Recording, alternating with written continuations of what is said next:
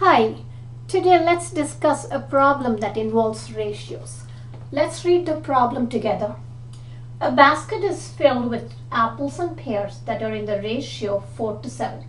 There are 84 apples in the basket. How many pears are in the basket?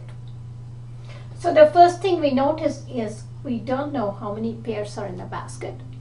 So we can denote the number of pears by a letter like this.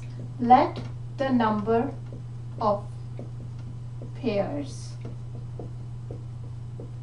be, you can use any letter you like. I'll just use P for pears, and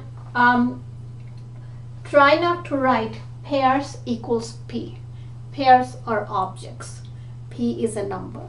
So such a sentence would be a good starting where you're saying the number of pears is what's denoted by this letter P.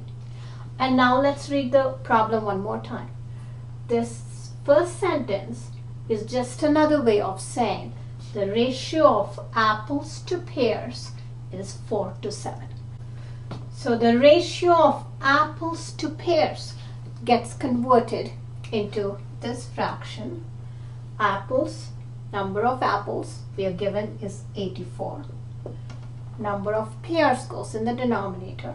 We don't know the number of pears, which is why we denoted it by P. So we write P here. So now what we have is the ratio of apples to pears is gets converted into equal 4:7. By the definition of ratios, 4:7 is simply the fraction 4/7. So here we have this equation, and if we solve this equation for P, then we would have answered this question. So let's go to the other board and solve this equation using the cross multiplication algorithm. So here's the equation that we arrived at on the other board. 84 over P equals 4/7. Cross multiplication algorithm that we discussed in another video tells us we may replace this equation by this equation. How do we get this equation? We cross multiply 84 times 7, and that's the cross product. We call that a cross product, and we write it here, equals cross multiply 4 and P. That's 4P. So going from this step to this step is justified by the cross multiplication algorithm, which we discussed in another video. Now in this step, we simply choose to write 4P here and 7 times 84 here, just so that we have the letter on the left hand side. That's all. So it's a very superficial change going from this equation to this equation. Now we notice this side is 4 times P, this side is 7 times 84. So solving from P means getting just P on one side. And so we can divide both sides of the equation by 4. 4 times P divided by 4 is just P. And on this side then we would get 7 times 84 over 4. Notice I did not multiply them out. You'll see why I did not want to do the tedious work in just a minute.